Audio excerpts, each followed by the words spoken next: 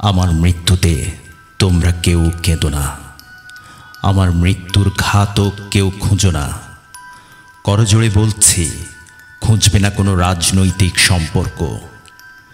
আমার নিথর দেহ ছুরি আর হাতুড়িতে পোস্টমর্টেম হতে দেখার দৃশ্য জানি তোমরা দেখতে পাওনি, অথচ দেখেছ দেহের প্রতিটি বুলেট আর সেলাইয়ের আড়ালে এক একটি অন্যায়ের বিরুদ্ধে প্রতিবাদ, এক একটি মাথা উঁচু করে দাঁড়াবার স্বপ্ন।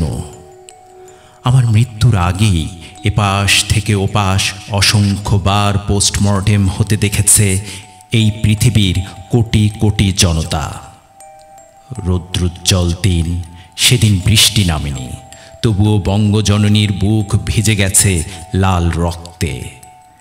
সমুদ্রের ঢেউ ছিল, কিন্তু উত্তাল ছিল না, তবুও এত ঢল আসে কোথা থেকে? কোথা থেকে জমা হয় বেওয়ারিশ লাশের স্তূপ? সন্ধ্যার শেষ দৃশ্যে টকটকে লাল আভায় সেজেছে আকাশ, সে আকাশে ভাসে রক্তের লাভা। উদাসী রাখালের করুণ সুর নয়, ভেসে আসে স্বজনের বোবা কান্না, করুণ আর্তনাদ। বিশ্বাস করো, আমাকে যারা ক্ষত বিক্ষত করেছে তারা কখনো অমর হতে পারবে না। যদি নিজেকে মানুষও ভাবে, বিবেকের দংশনে তারা একদিন নিঃশেষ হবে।